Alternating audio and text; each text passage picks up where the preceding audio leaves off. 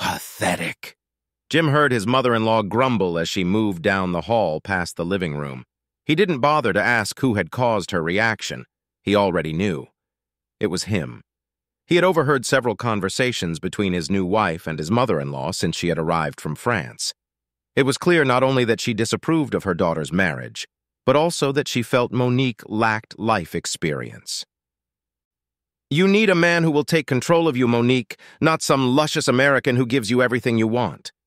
You don't know how wonderful it is to experience a finish by force while your man takes control of you and makes you his slut. Once you are completely under his control, it's la magie, the magic. It's just like nature intended. You give yourself over and your whole body responds to him. Jim almost laughed when he heard his mother-in-law harassing his wife with her theories of human relationships.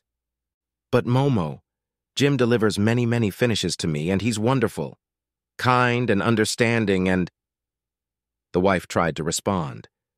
Then he should realize that you need a man who will take you, who will possess you, not kiss your beautiful ass every time you bend over. Her mother was almost outraged at the thought of a man idolizing his lover. Jim met Monique in Vietnam during his second tour of duty as an interrogator. He had been taught French by his mother in Quebec, and the Army stuck him in Monterey, California for a year trying to teach him Vietnamese. Jim didn't feel confident in the Asian language, but had established himself as an excellent interrogator in English and French. Monique worked at the French embassy in Saigon, and she and Jim were introduced to him by a mutual friend.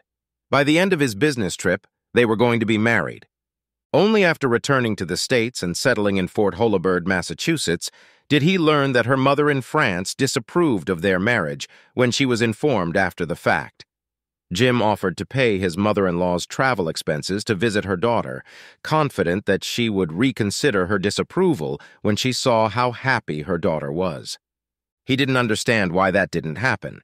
It only reinforced her disapproval and disappointment in her daughter. Jim, Momo is very much the driven one, the one who needs to be dominated. I used to be very worried about her because men would take advantage of her and abuse her and then cast her aside. My father, whoever he was, put her in the hospital when he found out she was pregnant and left her there. She still mourns him to this day, says he was the strongest man she ever knew and still feels like she belongs to him. Monique shook her head at her mother's fetish. Jim laughed. Oh, she's nuts! He wasn't bothered by her mother's attempts to waste time trying to convert her daughter. Jim figured that if Momo hadn't succeeded in that so far, it would be okay. Then Jim was informed that his special talent was again required in Saigon, and he agreed to another 6-month tour of duty, even though it meant extending his tour of duty by a full month. Now married, he planned to quit, believing that being a civilian would better support his wife and future children. Monique's mother volunteered to stay with her daughter in the States during his absence, and since this seemed to suit his wife, he agreed. In addition, Sophie had found a man to dominate her in the garrison, Staff Sergeant Jason Stroud of the S2 Battalion. He seemed like a real bastard to Jim, and while he didn't like the way Stroud stared at his wife, her mother seemed to have a knack for controlling him. I was concerned about the bruises visible on Sophie's arms and every other part of her body. I feared I might have to intervene, and with senior NCOs, that was a risk. No, Monique reassured me. Momo is very happy. It's just the way she likes it. I don't know, I never understood it, no matter how much she tried to explain it. Go do your duty. Don't worry about me and Mamie. We're gonna be fine. So Jim went to Saigon and did his duty. He and Monique corresponded, and she always assured him that everything was fine, that she loved him and couldn't wait for his return. She ended each letter with the words, "Miss your love." Jim was drafted in Oakland, California, and after returning from Vietnam, was sent to Oakland to serve. Upon completion, he went home to Holabird to move his wife and her mother from their on-base housing. At the airport, Monique rushed to him, jumped into his arms, and wrapped her legs around his waist.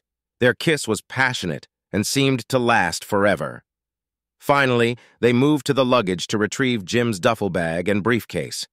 When Monique bent over to pick up the latter, the sleeve on her arm was pulled up, and Jim saw 3 ring-shaped bruises on it. She had been grabbed and squeezed hard enough to cause the bruises. Jim took her hand and pulled her sleeve all the way up to see the bruises. They weren't the only ones. Monique stared back at him, then withdrew her hand and pulled back her sleeve. "Don't worry, Jim. It's okay." When he wanted to ask her a question, she shook her head and said, "We'll talk at home." The ride home was uneventful. Scenarios ran through Jim's mind. Chief among them was the suggestion that Staff Sergeant Momo was grabbing his wife. Anger was boiling in Jim's brain. By the time they reached the house, he was ready to kill that bastard Stroud. Upon entering the house, Jim instantly dropped the duffel bag and turned his wife around to face him. "So, now tell me." "Jim, I love you. It's all right, let's sit down." Monique pulled him toward the couch and sat down, then waited for Jim to join her. "Jim, I love you. I love the way you make love, but—" She paused, and there was a look of guilt in her gaze that made Jim's heart sink. "But Momo's right. There's something about being taken without consent." Jim jumped up. "That bastard your mother obeys touched you!" he shouted. No, Mommy would never allow that." Monique smiled nervously. "But he has friends." The phrase pierced his heart. He picked up his duffel bag and briefcase and staggered out to his car. Monique followed him, swearing that she still loved him and that Momo had assured her that it wouldn't affect their marriage. Jim held back, clutching the keys in his hand until they dug into his flesh.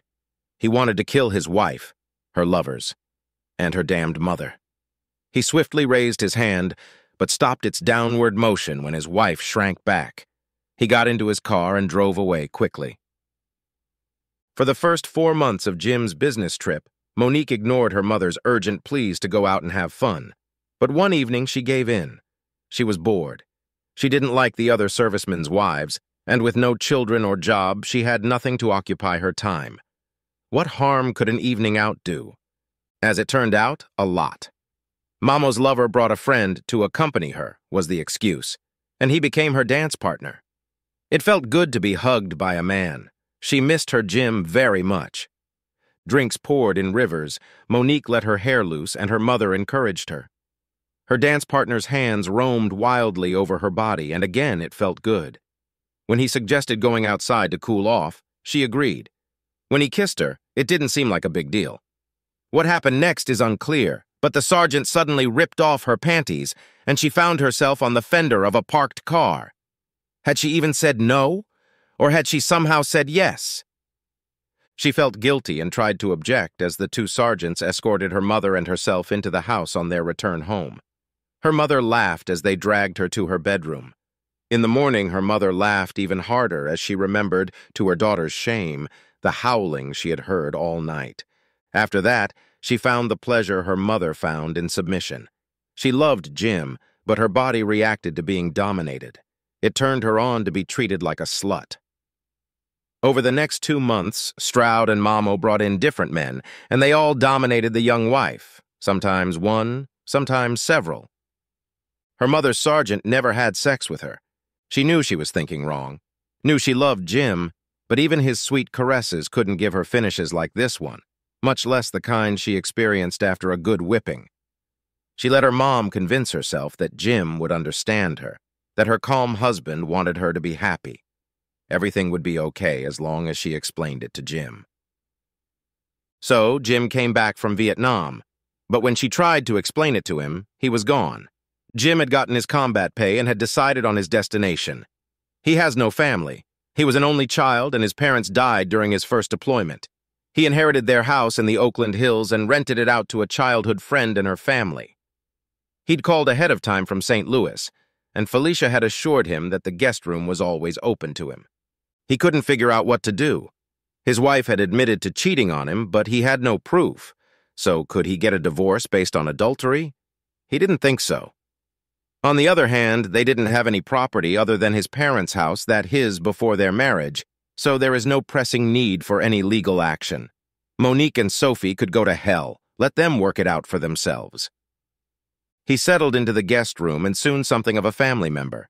He willingly babysat Felicia and Mark's 2 girls, who, at 6 and 4 years old, loved to climb all over Uncle Jim's house. He used the Servicemen's Reintegration Act to go to college again, where he'd managed to do 2 years before his service.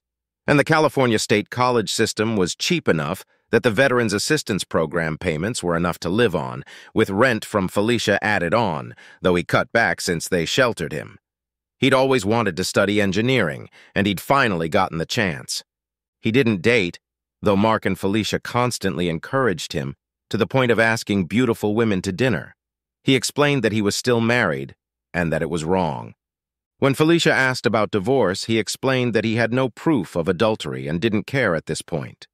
He hoped, that eventually Monique would file because of his abandonment.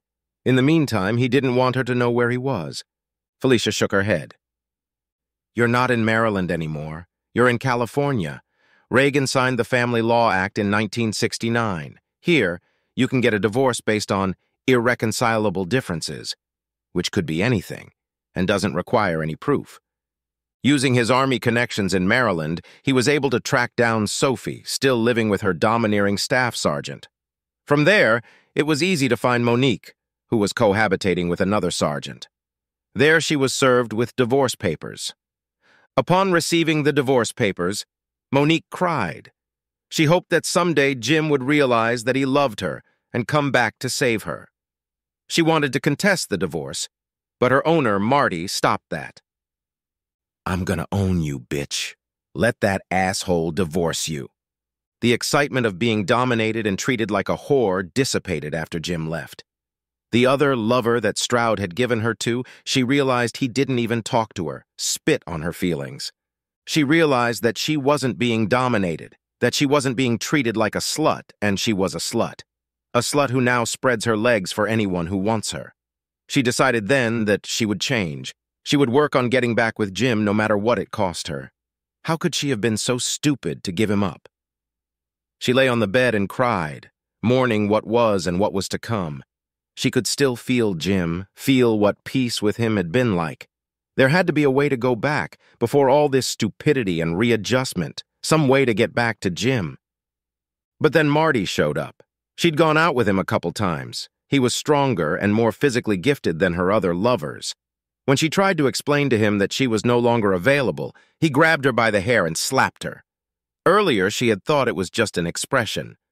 Turns out, it wasn't. Marty had forced her to move in with him. Now he was her dominant, her master, as he insisted she call him. He owned her. Even the tattoo testified to that. He made it clear he didn't love her. She belongs to him. She belongs to him so he can use her any way he wants, share her any way he wants, abuse her any way he wants. Until she got the papers, she'd dreamed Jim would save her. Now, she was destroyed. When Jim graduated from California State College in San Francisco, the best graduation present he received was the decision to divorce. He decided that before he settled down, he would go traveling in Europe. He realized that a European bus pass was inexpensive, and that by staying in hostels he could see Europe on the cheap. He packed the bare minimum necessary, kissed his foster family goodbye, and flew out of San Francisco International Airport. 2 months later, he was in Amsterdam, almost out of money, and ready to return to the States. Europe had been an adventure for him, and the hostels were filled with girls from the U.S. and other countries who had their own adventures and willingly accepted bedding. His new bachelor life had begun, and he was emotionally ready to start living again. He bought a return ticket for tomorrow. With the last money he had, it was only enough for the last night in the hostel and the bus ride to the airport in the morning. He went shopping. What he had left, he spent on gifts for Felicia and the girls. Toy windmills, Miffy dolls, and cheese balls were all he could afford, but he knew the girls would love it. Walking along the canal, he waved his bags and suddenly heard a scream. On the other bank, a little girl had rolled her toy scooter too close to the edge of the canal and, losing her balance, rolled down a stone embankment into the water. Without thinking, Jim dropped the bags and, shaking off his jacket, ran across the bridge to get closer to the girl and then jumped off the bridge into the water. The bridge was higher and the water not as deep as Jim expected, and he plunged into the water, into the mud at the bottom. His feet sank into the water, and the mud clung to him as he tried to free himself and reach the girl. Eventually, he stopped being sucked in and managed to break free, losing one shoe in the mud. As he surfaced, he found himself next to the girl lying face down in the water. Turning her over, he saw that she had hit her head on a rock wall and was bleeding. He pulled her to the stairs where some old man was screaming in panic. Hands reached out and took the girl from him. Before he could get out, he saw the scooter slowly sinking and swam to retrieve it. Hands reached out to him to help him get out. The girl was being carried up the stone steps by what later appeared to be a chauffeur, and the old man, limping, was climbing after them. While Jim watched, they loaded into a limousine and drove away. Jim smiled, left the scooter with the people on the landing, and went to get his bags and jacket. They were gone, along with his plane ticket, wallet, money, and passport. He leaned against the railing of the bridge and wondered how he was going to get home. The only thing that came to mind was to go to the U.S. Embassy and see if they could help. But he didn't know where the embassy was. Was it in Amsterdam or The Hague? Maybe there was a consulate there. He decided to go back to the hostel to get his backpack and see if he could at least take a shower there. As he limped out, he realized that among other problems, he needed shoes. And how do you buy shoes without money? Now he wished he'd gotten one of those newfangled credit cards, American Express or MasterCard, but he'd never felt the need before. The very thought of going into debt, buying things he hadn't paid for yet. He hated it. But then he laughed. Even if he had one of those cards, it would be in his wallet, in his jacket, and it would be stolen along with the cash. As he walked down the sidewalk, limping and bleeding, he noticed that a car had stopped next to him. It stopped, and a man in a chauffeur's livery got out. He addressed Jim in Dutch, and Jim shook his head. "English or French?" he answered. "Excusez-moi, monsieur, are you not the gentleman from the canal?" The chauffeur used both languages in his reply. Jim laughed. "How did you find me?" He laughed back. "I was told to look for someone wearing the same shoe and wet." "Well, that's what I am." Jim reluctantly got into the limo, but not because he had no idea who it belonged to, but rather because the dirty, smelly canal water was still dripping off it. He really wanted to go back to the hostel and take a shower until he caught conjunctivitis or some other infection from the dirty water. But Aldert, the chauffeur, insisted. He would take Jim to the hostel to get his backpack and then to his employer's house so he could shower and eat dinner. Since the fact that Jim had not included dinner in his budget and that it was negated by the theft of his money in a stolen jacket, Jim agreed to the plan. As Aldert pulled into the wide driveway, Jim realized that this was not a house but a palace. It was one large detached mansion with adjoining gardens. Jim hadn't realized that Amsterdam had such luxury. On the steps of the main entrance stood the same old man who had been with the little girl. When Jim got out of the car, the old man came over and hugged him, despite Jim's resistance. Apparently, the Dutch are not bothered by stinky canal water. The man spoke in Dutch when Aldert coughed delicately and said, "American," whereupon the old man easily switched to English. "My dear boy, how can I thank you? You saved Annalise, my granddaughter. You were so quick, so brave, so splendid." Jim was embarrassed by the fuss the old man made. "I didn't do anything, sir. Just happened to be close by and jumped into the water. That's all, mister." "Van Ooyen, Lars Van Ooyen." The man introduced himself, shaking hands. "I'm Jim. Jim Meadows. How's the little... How did you say, Annalise?" "Yeah, Annalise. She's fine. A little bump on her head, but nothing serious, thanks to you." He took Jim's hand and led him toward the house. "But let's get you to the shower and change you into something clean." Later, dressed in his only spare clothes, no shoes, he didn't have another pair of boots and decided that putting on his only remaining soaked boot would be worse than just staying in socks. He felt decidedly underdressed in the formal dining room, in his worn jeans and white t-shirt, when dinner was being served by a pair of footmen or something. Jim felt like he was back in the Regency era, even though the waiters were dressed in simple black pants, white shirts, and, he thought, black jackets from Ike. The food prepared by Lars's chef was the most delicious he had ever tasted. Lars sympathized with the losses Jim had suffered on the canal. "Aldert said you were robbed on the canal. You should let me recoup my losses." "Well, there wasn't much there. The most important loss was my passport and my plane ticket for tomorrow. I think I'll need to go to the embassy tomorrow. Other than that, I lost some money in my jacket and gifts I bought for friends. You have nothing to worry about, sir." Jim paused. "Perhaps Aldert can take me to the embassy tomorrow? Here or in The Hague?" "Your embassy is in The Hague, but we have a consulate here in Amsterdam. I'm sure they can help you there." "I'll call and make an appointment for the morning," Lars replied confidently. A woman in strict brown clothes entered the room, holding the hand of a little girl, Anneliese. The little girl smiled when she saw her grandfather and pulled away from the woman to run and jump into his lap. "Grandfather!" she shouted. With a wide smile on his face, Grandpa hugged the girl and then, placing her on his lap, introduced her to Jim, telling her that he was the brave man who had jumped into the canal to save her. Jim was again embarrassed at the praise, but the girl jumped off her grandfather's lap and ran to Jim to hug him tightly. Then, looking intently at him, she said in a very grown-up voice, "Thank you, sir."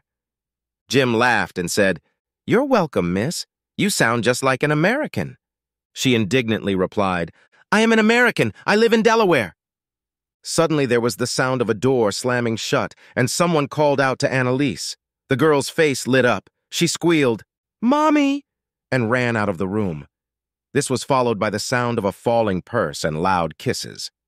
Soon Anneliese returned, holding the hand of a young woman in her 20s or 30s. Lars rose and went to embrace his daughter. When the greetings were done, Lars led the woman over to Jim, who also rose and stood next to his chair. "And this is Jim Meadows, to whom we owe the rescue of our Anneliese. Jim, this is my daughter and Anneliese's mother, Mila Borden." Mila held out her hand to Jim and began to thank him profusely. And Jim again insisted that he had not really done much. Finally, everyone sat down again at the table, where Mila and Anneliese were now eating dinner. "Jim has to go to the consulate tomorrow to get his passport replaced, but I think we should take him to Packend first tomorrow to buy new shoes. He lost his in the canal. He can't walk around in one shoe, can he?" Lars teased. Mila laughed. "And I wondered about the socks on his feet. Even for an American, it looks too frivolous." Jim blushed. "Packend? Is that a shoe store?" "Well, they make all our shoes. They'll have a pair for you before we go to the consulate. I have a pair of slippers you can wear until then." After which Lars added, "Jim also lost his plane ticket home. Someone stole his stuff while he was in the canal. The plane ticket is not a problem. He can get back on the corporate jet with me and Anneliese. That's the least we can do for our hero, isn't it, Anneliese?" she asked her daughter, who nodded enthusiastically. "Would you mind postponing your return for a week, Jim? I'd like to spend some time with my father before I return. Of course, no one is expecting me now, but I'm going to California, not Delaware. I'm sure I can get home from there, though," he admitted. Lars intervened. "I'm sure we can get you home. In the meantime, you'll stay with us as a guest." When Jim tried to object, he continued, "And that's final, no arguments."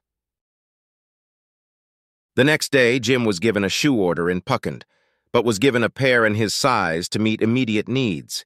He was amazed at the fit. They are the best shoes he has ever owned. As he left, the clerk assured him that the other shoes would be ready in 3 days. When he objected to Lars that it was too expensive, Lars simply said, "Nonsense, my boy." Jim was surprised when Lars was received at the consulate by the consul general himself. He was taken under his arm by the attaché and was promptly given a replacement passport with a new photo taken by the consular photographer. The consul general assured Lars that the passport would be ready and delivered to his home the very next day. On the way home, Lars stopped at several stores and bought expensive gifts for Felicia and the girls to replace the stolen ones. When Jim realized how much the gifts would cost, he protested, but Lars insisted. A necklace for Felicia and bracelets for the girls, toys that filled the limo's large trunk. They hadn't forgotten Mark, giving him a Patek Philippe watch. Jim objected again. He figured that with the value of those gifts, Felicia and Mark could buy several houses in Oakland, but nothing could change his host's mind. "Nothing could be too much for the friends of my granddaughter's hero." Finally, Jim got through to Lars, threatening to leave if Lars didn't tone it down. Lars was visibly shaken by this threat. "Please don't do this. Mila and Annalise will be hurt if you leave them." His eyebrows rose. "And they'll blame me." Jim smiled, looking at the old man's stunned expression. "Lars, please, no more talk of heroism and no more awards. Helping me get my passport, settling me in my home, and helping me get home is more than enough. Please return all these gifts. There is no need for them." Lars agreed, but he didn't understand this American. He had saved the most precious thing in Lars's life, Annalise, but he refused to be grateful. After agreeing to return the extravagant gifts, he secretly planned to send them to Mark and Felicia at the address on Jim's passport. Jim learned that Lars owned LVO Holdings, which was a family business but ranked 12th on the list of the largest Dutch companies. Mila married an American, John Borden, Annalise's father, and ran LVO's American operations out of Delaware. Although she had returned home out of concern for her daughter, she now had to take care of business at headquarters while she was in the country. But she still had plenty of time to spend the rest of the week showing Jim her country, taking him and Annalise around Amsterdam, The Hague, the beaches of Zeelandia, Gouda, Edam, and Limburg, until Annalise begged not to watch any more cheese being made. Mila laughed and pointed out that cheese was very important to their dairy-rich country. Jim found Mila surprisingly easy to talk to, especially considering her upbringing and wealth and her position in the corporation. He questioned Lars about her position in the company, and Lars spoke proudly of his daughter's virtues and business acumen. Jim was impressed. On their last evening in Holland, Lars and Mila sat Jim down at the table and asked him what his plans were for the future. He honestly answered that he was undecided. He had just graduated from college, but after 8 years in the Army and 4 years of college, he was 30 years old and had no experience in engineering. He doesn't expect employers to be busting down his door, but his plan is to look for a job as soon as he gets back to California. Sure enough, Lars and Mila offered Jim a job. They own factories in Delaware where they could use a reliable engineer. Jim thought, they are good people, and as far as he understood their corporate philosophy, that kindness extends to their employees. He was about to agree when Mila added, "The salary will be $150,000 a year plus benefits." Jim was stunned. A good salary for an engineer would probably be less than $70,000. Damn, he thought. This is just another hero bribe. They don't really need me. They just feel the need to reward me. Jim stood up. "I'm tired, and it's going to be a long day tomorrow. I'm going to go to bed now." He looked at Lars and Mila and shook his head. "No. Thanks for the job offer, but no. I think I should look for a job on my own." With these words, he turned and walked out. Lars and Mila looked at each other in amazement. They had tried to make the job offer as attractive as possible. They couldn't imagine that Jim would turn down such an offer. Lars shook his head. "Why would he refuse? Haven't we offered enough? He's a good man. I was really hoping he'd join us." Mila sighed. "No, Daddy, I think we've offered too much. Jim is a man who wants to be appreciated for who he is. He doesn't want to be bought, and he feels that we are being too generous with our thanks and appreciation for saving Annalise." She sighed. "I like the man. He reminds me of John." Lars liked the son-in-law. He wasn't too rich himself, but he still refused to accept any help or financial income from his wife's relatives. He prided himself on providing his wife and child with whatever they needed. John believed that Mila's money was her money and she could do whatever she wanted with it, and it was his responsibility to provide what was necessary to live. Both Mila and Lars thought he was ridiculous, but Lars had to respect his independent son-in-law. When he was diagnosed with esophageal cancer, Lars spent a fortune trying to get John the best treatment, but to no avail. He passed away 2 years ago. Lars, Mila, and Annalise are still grieving for him. Sophie looked at her daughter in shock. Her sergeant had been transferred to Fort Huachuca in Arizona when the U.S. Army Intelligence School, USAINT, was moved there. Sophie hadn't seen her daughter in over a year. Now she was shocked. "What have you done?" Monique stood with tears in her eyes. She had a tattoo of a slave collar around her neck and card spades on both ankles and her left shoulder. Marty's name was written on her right breast. "How could you do that to yourself?" Monique looked at her mother through her tears. You, Mom, told me that I had to give myself to a dominant man, that it was the only way I could be truly fulfilled. You made me give up a loving man for one who beats me and pimps me out. I told you to obey, not be enslaved, you stupid girl, Sophie replied indignantly. How dare her daughter accuse her of ruining her life? She had been an example to the girl all her life, but she couldn't tell the difference between their situations. Bullshit! She hissed. When I fight Marty, he hits me. I'm bruised and scarred from his punches. I have broken ribs where he's kicked me, and twice he's deliberately broken my fingers. I hate him.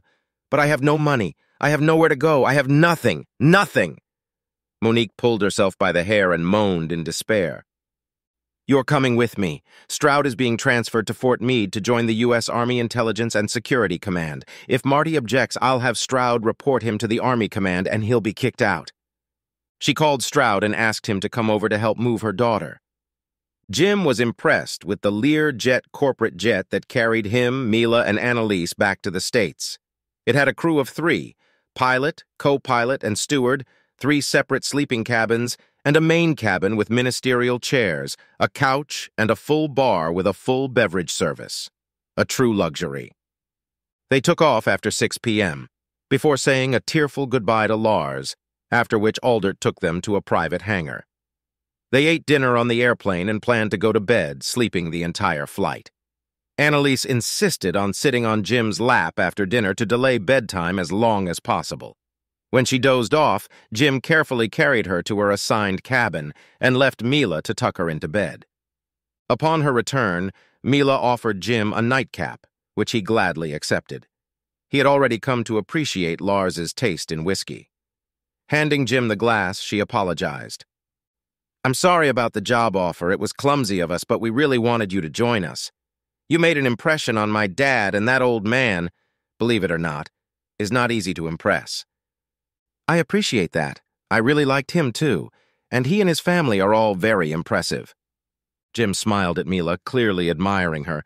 But you're all so amazing, I just can't understand. I'd be lost in your world. With those words, he drained his glass, set it down, and reached for Mila's hand. Without hesitation, he brought her hand to his lips and kissed it. Then he smiled again and went to his bunk. It was a minute before Mila realized she wasn't breathing and suddenly inhaled sharply. There was something about Jim. An hour later, Jim woke up to someone's hand brushing his hair away from his forehead and lips gently touching his lips. When he opened his eyes, he saw a pensive Mila, dressed in a black negligee, looking at him. I couldn't let you go without telling you that you touched my heart. What? Jim rubbed his face, trying to come to his senses enough to understand this woman.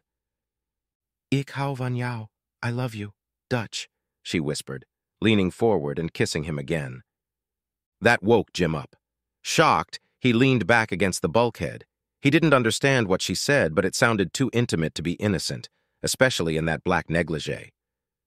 You're married. What about your husband?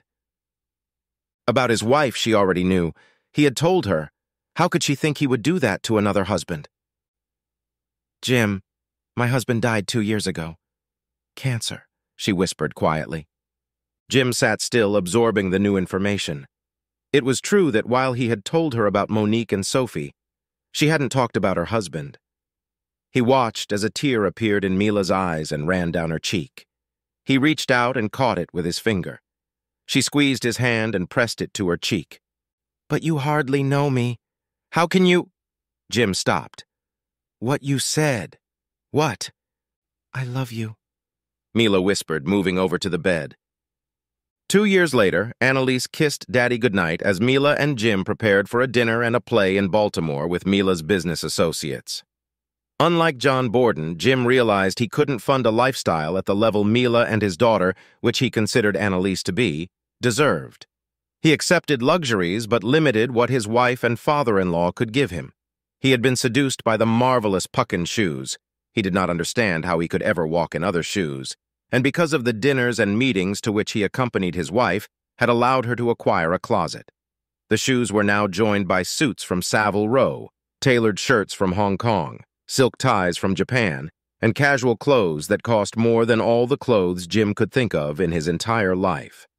But he decided that compromises and sacrifices were necessary in a marriage, so he would have to put up with it and endure.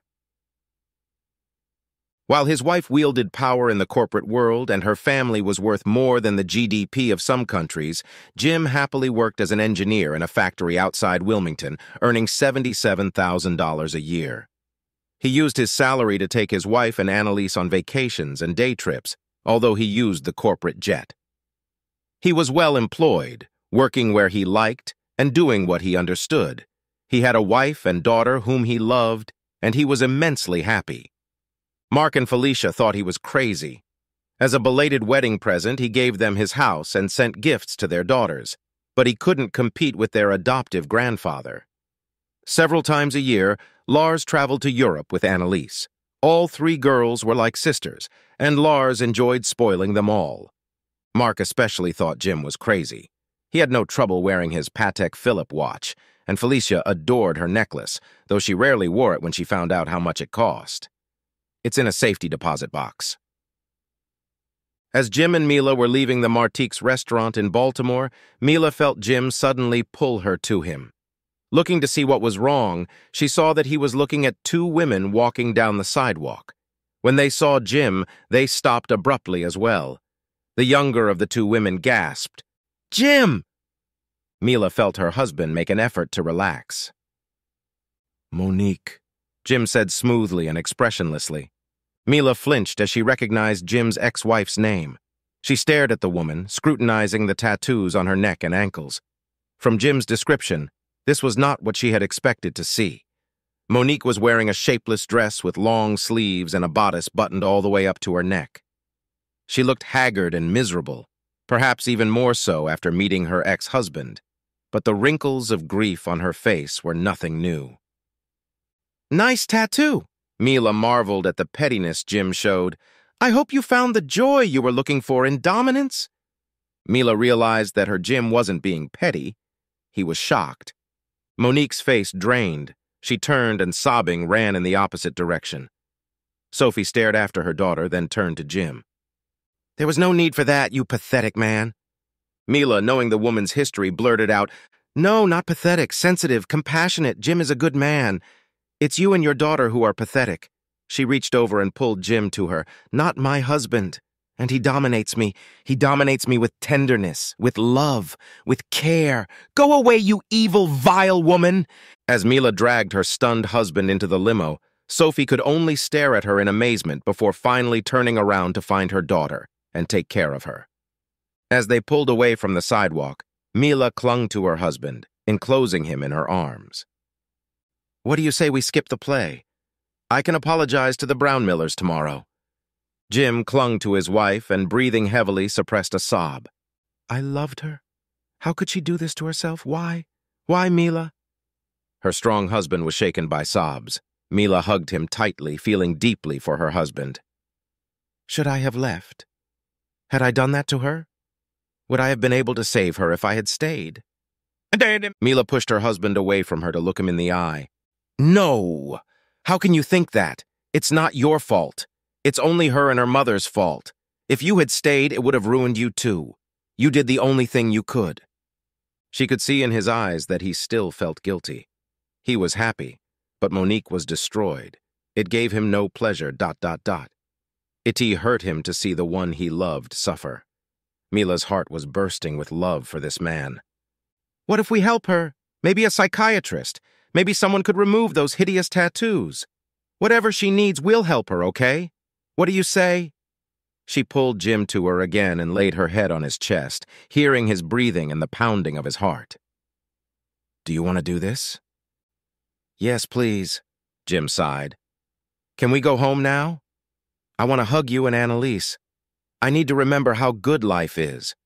Mila decided to save the surprise she had planned for Jim for another night.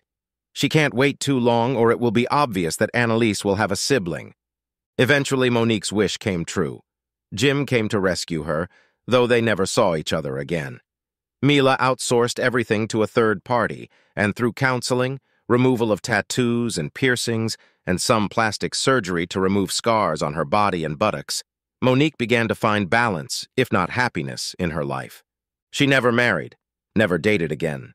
She went back to work and took a job in Washington as a translator, doing mostly legal documents. It was very similar to what she had been doing all those years at the Saigon embassy. In her spare time, she volunteered at a charity for abused women. No one was surprised that she didn't date or socialize with anyone at work. Everyone assumed that a single woman of her age, between 45 and 50, had long since turned into an old maid. No one would have believed that she was barely in her 30s.